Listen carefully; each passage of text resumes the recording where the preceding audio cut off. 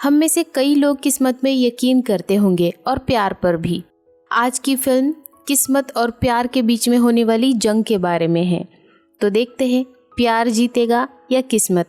Welcome back to my channel और आज की फिल्म का नाम है एडजस्टमेंट ब्यूरो। हम में से ज्यादातर लोगों ने बचपन में या कभी न कभी परियों की कहानियां जरूर सुनी होगी।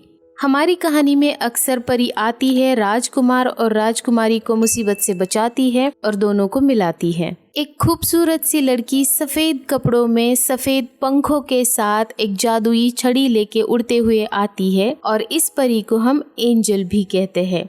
आज की फिल्म में भी ऐसे ही कुछ एंजल्स है, लेकिन ये एंजल्स लड़कियां नहीं बल्कि लड़के हैं और ये सफेद नहीं बल्कि ब्लैक कपड़े पहनते हैं। और तो और ये हीरो और हीरोइन को बचाते और मिलाते नहीं बल्कि इन लोगों को मुसीबत में डालते हैं और अलग करने का षड्यंत्र करते हैं। तो आइए देखते हैं इस कहानी में क्या होता है।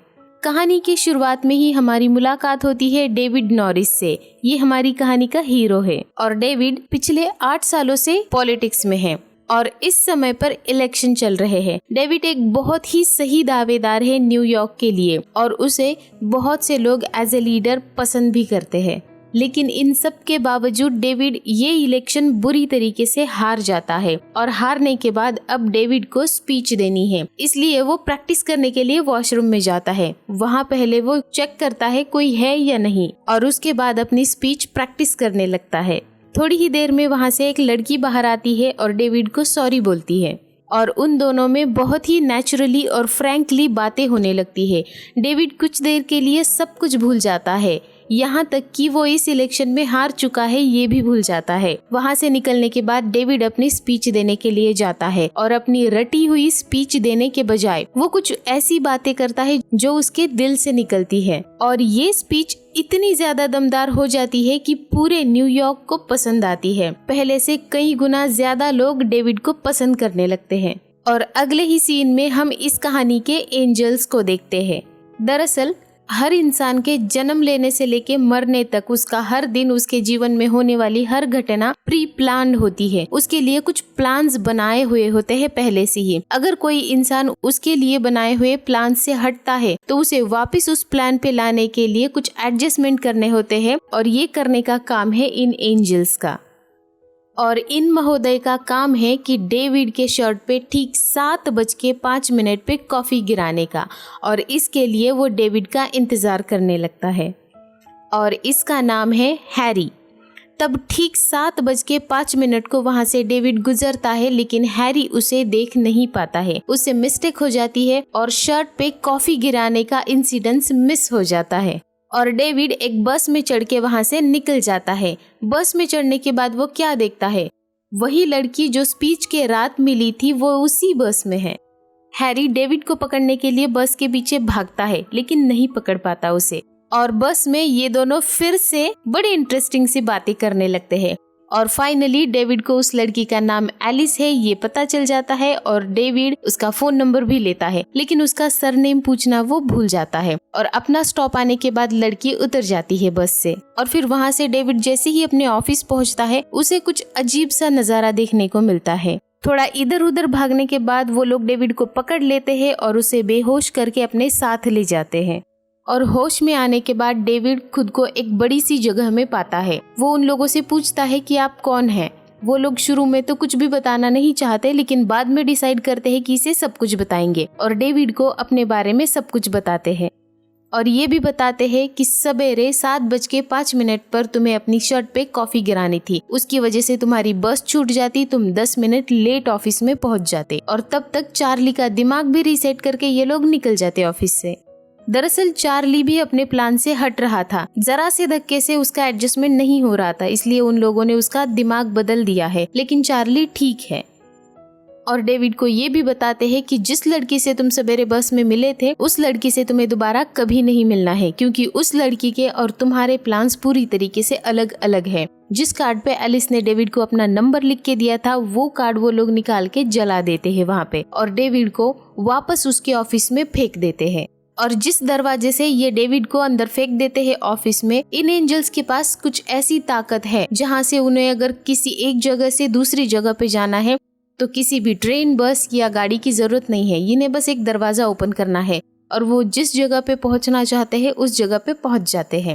और उनके इसी टेक्नोलॉजी का इस्तेमाल करके वो लोग डेविड को अपने ऑफिस से सीधा उसके ऑफिस में फेंक देते हैं। फिर डेविड अपनी रोजमर्रा की जिंदगी में व्यस्त हो जाता है। डेविड अभी भी एलिस को मिस करता है और वो एलिस से मिलना भी चाहता है, उसे ढूंढना चाहता है, लेकिन डेविड को एलिस के नाम के अलावा कुछ भी नहीं पता।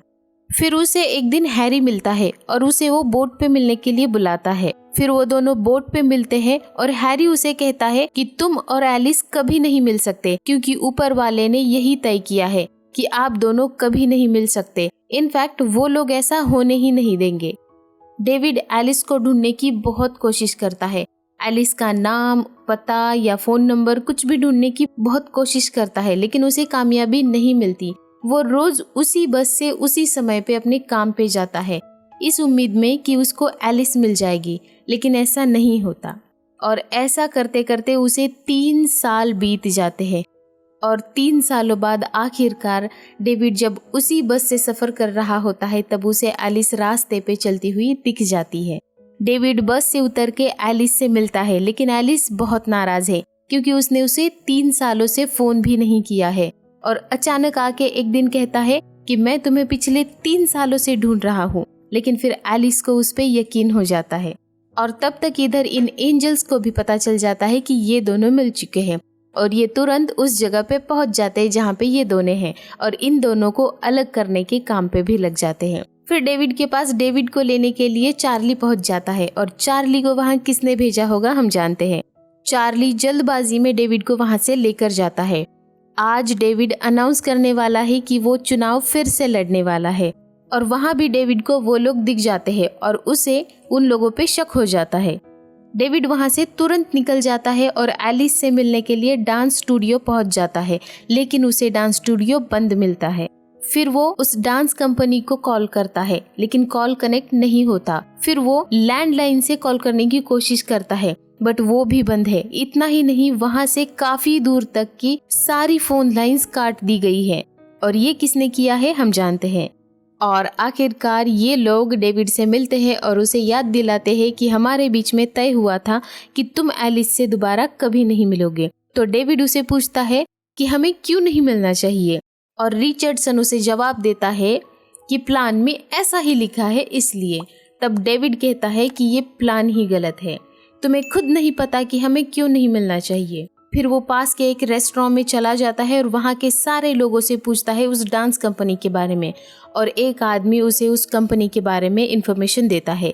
फिर वो वहाँ से निकलता है, टैक्सी लेने की कोशिश करता है, बट कोई भी टैक्सी वहाँ नहीं रुकती क्योंकि रिचर्डसन किसी भी टैक्सी को रुकने नहीं दे रहा था। फाइनली एक टैक्सी रुक जाती है और तभी उस टैक्सी का एक्सीडेंट हो जाता है और ये एक्सीडेंट भी रिचर्डसन ने किया है। और फाइनली उसको एक टैक्सी मिल जाती है और डेविड फाइनली उस डांस कंपनी तक पहुंच जाता है। ये दोनों उसे बहुत रोकने की कोशिश करते हैं लेकिन नाकामयाब हो जाते हैं और डेविड एलिस से फिर से मिलने में एक बार कामयाब हो जाता है और वहां से रिचर्डसन डेविड को वार्निंग देके चला जाता है। फिर डेविड का केस किसी और एंजल के पास दिया जाता है जिसका नाम थॉमसन है और वो रिचर्डसन से कहीं ज्यादा एक्सपर्ट है। डेविड और एलिस एक दूसरे के साथ बहुत खुश है। वो दोनों साथ में बहुत सारा समय बिताते हैं। मॉर्निंग में एलिस उठती है और देखती है तो डेविड उसके पास नहीं है और उसी समय पे उसके एक्स बॉयफ्रेंड का कॉल भी आ जाता है। थोड़ी देर बाद डेविड भी वापस आ जाता है और उसकी जान में जान आ जाती है। फिर ये दोनों बहुत सारी बातें करते हैं और फिर डेविड अपने न्यूज इंटरव्यू में एलिस को भी साथ लेके जाता है। वहाँ पे एलिस एक कमरे में डेविड का इंतजार कर रही थी। तभी एक आदमी आता है और एलिस से कहता है कि डेविड ने कहा है कि वो आपसे रात में मिलेंगे तो अभी आप जा सकती है और एलिस वहाँ से निकल जाती है और वही आदमी डेविड को भी एक दरवाजे के पार लेके जाता है और यहाँ एलिस नहीं बल्कि वही जगह है जहाँ इससे पहले डेविड को वो लोग लेके आए थे और वहाँ डेविड की मुलाकात होती है थॉमसन से। थॉमसन को डेविड का केस सौंप दिया गया है और अब के बाद डेविड का केस थॉमसन ही देखने वाला है। थॉमसन डेविड से कहता है कि ये और आने वाले और 4 इलेक्शन तुम जीतने वाले हो। अगर तुम एलिस के साथ रहते हो तो ऐसा कुछ भी नहीं होने वाला है। एलिस और तुम्हारे प्लान्स अलग अलग हैं। और एलिस का पहली बार तुमसे मिलना कोई इत्तेफाक नहीं था, वो हम थे। तुम्हें गुमनामी के अंधेरे से बाहर निकालने वाला वो स्पीच की प्रेरणा देने के लिए एलिस और तुम्हारी मुलाकात हुई थी। एलिस तुम्हारे लिए दवाई थी, और दवाई जरूरी मात्रा में अगर ली जाती है तो वो फायदेमंद होती है, लेकिन जरूरत से ज्यादा जब दवाई हो जाती है तो वो नुकसान देती है। पर डेविड ये सब नहीं मानता। वो कहता है मेरे पास चुनने की ताकत है और मैं एलिस को चुनता हूँ, चाहे कुछ भी हो जाए। ये सुन के थॉमसन डेविड को जाने देता है। वहाँ से निकल के डेविड सीधे एलिस के शो में पहुँचता है और उसके पीछे पीछे थॉमसन भी वहाँ पहुँच जाता है। और वहाँ पहुँचकर थॉमसन डेविड से कहता है कि एलिस इस संसार की सबसे अच्छी डांसर बनने वाली है, लेकिन अगर वो तुम्हारे साथ रही तो वो इस कामयाबी तक कभी नहीं पहुँच पाएगी। ये कहकर थॉमसन वहाँ से चला जाता है। तभी एलिस डांस फ्लोर पे गिर जाती है और उसके पैरों में मोच आ जाती है, और ये चोट भी थॉमसन के कारण आई है। डेविड उसे लेके हॉस्पिटल पहुँचता है और वहाँ पे थॉमसन भी आ जाता है। थॉमसन डेविड से कहता है कि ये तो सिर्फ मोच है, अगर तुम उसके साथ रहे तो तुम उससे वो एकमात्र चीज भी छीन लोगे जिसकी उसे लगन है। ये सुन के डेविड को बहुत बुरा लग जाता है और वो एक आखिरी बार एलिस से मिलकर हॉस्पिटल से हमेशा हमेशा के लिए एलिस से दूर चला जाता है। एलिस उसका इंतजार करती रह जाती है। और नेक्स्ट सीन में हम देखते हैं कुछ दिनों बाद डेविड नॉरिस अपने लाइफ और इलेक्शन में बहुत अच्छा परफॉर्म कर रहा होता है, और इन सब के बीच में उसे खबर मिलती है कि एलिस शादी कर रही है। इस बात से वो बेचैन हो जाता है और इधर एलिस भी कुछ ज्यादा खुश नहीं लग रही है। डेविड को हैरी का मैसेज मिलता है और वो दोनों रात को मिलते हैं। तब हैरी डेविड को कहता है कि थॉमसन ने जो भी तुमसे कहा है वो सब झूठ कहा है, ऐसा कुछ नहीं होगा। हैरी डेविड के परिवार के बारे में भी बहुत सारी बातें बताता है। डेविड हैरी से मदद मांगता है और अब चाहे कुछ भी हो जाए डेविड एलिस से मिलना चाहता है और जिंदगी भर उसी के साथ रहना चाहता है, और हैरी डेविड की मदद करने के लिए तैयार हो जाता है। हैरी उसे अपने साथ ले जाता है और दरवाजों का सीक्रेट सिखाता है। जिस हैट की मदद से वो दरवाजों से किसी भी प्लेस पे जा सकता है, वो अपनी हैट भी उसे दे देता है और थॉमसन से बचने का भी प्लान उसे बताता है। सारी बातें अच्छे से डेविड को समझाने के बाद डेविड एलिस से मिलने के लिए वहाँ से निकल जाता है। एलिस भी शादी के लिए तैयार हो चुकी है और डेविड को उसी चर्च में पहुँचना है जहाँ एलिस शादी कर रही है। डेविड अपनी जी जान लगा के एक दरवाजे से दूसरे दरवाजे तक भाग रहा है और डेविड को थॉमसन पकड़ पाए इससे पहले एलिस तक पहुंचना है। थॉमसन को भी डेविड के बारे में पता चल जाता है और अब डेविड के पीछे थॉमसन और उसकी टीम भी है। फाइनली एलिस तक डेविड पहुंच जाता है, लेकिन एलिस उससे बहुत नाराज है। उसे समझाना बहुत मुश्किल हो रहा है कि क्या हुआ था, और फाइनली एलिस समझने की कोशिश करती है और डेविड एलिस को वहां से लेके जाता है। एक दरवाजे से दूसरा दरवाजा, फिर तीसरा दरवाजा, फिर चौथा दरवाजा और फिर पांचवा दरवाजा। इस तरह से वो लोग थॉमसन से भाग रहे हैं और थॉमसन उनके पीछे भागता है। वो दोनों स्टैचू ऑफ लिबर्टी तक पहुंच जाते हैं और यहाँ एक बार फिर डेविड एलिस को पूरी बात बताता है और एलिस को कहता है जब तक हम उन लोगों से भागेंगे तब तक हम साथ रहेंगे, क्या तुम मेरे साथ आना चाहती हो? और एलिस हाँ कह देती है। फिर से वो दोनों भागने लगते हैं एक दरवाजे से दूसरे दरवाजे तक और उनके पीछे थॉमसन और उसकी टीम। और फिर डेविड और एलिस एक ऐसी जगह पे पहुंच जाते हैं जहां से बाहर निकलने के लिए कोई दूसरा दरवाजा था ही नहीं, जैसे वो किसी ट्रैप में फंस गए हैं। और अब लग रहा है कि ये लोग इन दोनों को अलग कर देंगे, फिर ये दोनों कभी नहीं मिल पाएंगे। वो दोनों आई लव यू कहकर एक आखिरी बार किस करने लगते हैं और जैसे ही वो आंखें खोलते हैं और क्या देखते हैं, वहाँ कोई भी नहीं है। ये कैसे हो सकता है? फिर वहाँ थॉमसन आ जाता है और उसके बाद हैरी भी। हैरी थॉमसन को कुछ दिखाता है और थॉमसन वहाँ से चला जाता है। डेविड हैरी से पूछता है कि क्या तुम इन सब के बॉस हो, मतलब इन सब के चेयरमैन हो? तो हैरी कहता है नहीं, चेयरमैन तो कभी भी किसी के भी रूप में आ सकता है। ये तुम्हारा एक टेस्ट था और तुम दोनों अपना सब कुछ दांव पर लगाकर इस टेस्ट में पास हो चुके हो।